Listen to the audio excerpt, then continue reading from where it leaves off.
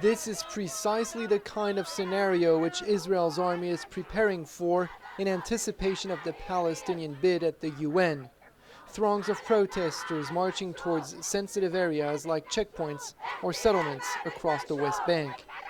The Israel Defense Forces do not wish to comment on their plans, although they acknowledge having recently purchased large amounts of riot dispersal gear and non-lethal weaponry. Israeli diplomats are also working full throttle. Up until the very last minute, they're trying to secure what they call quality votes. That means persuading those undecided countries within the European Union, for example, to go with Israel. It's all about reaching out to the key players. We talk to decision makers, to other diplomats, to academics, to counselors and advisors, to heads of state and government. Israeli politicians and members of Netanyahu's government are also getting involved in the campaign against the Palestinian initiative. Knesset member Dani Danon has just started a Facebook page calling for Israel to take over all of the West Bank.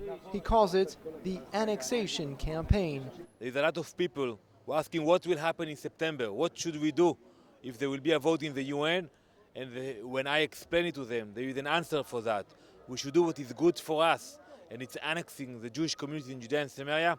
People are supportive.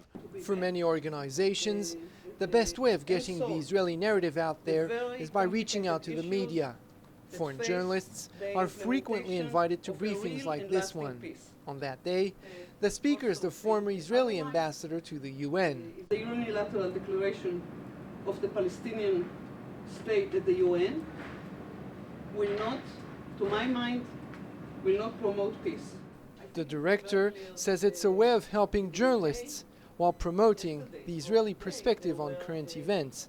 Journalists need stories, needs contacts, needs sources. And it is my feeling that if we give them this service and they want it, and as we see a lot of people keep coming to our activities, then why not? While many Israelis view the Palestinian bid for statehood negatively, very few believe that it will change anything in their daily lives.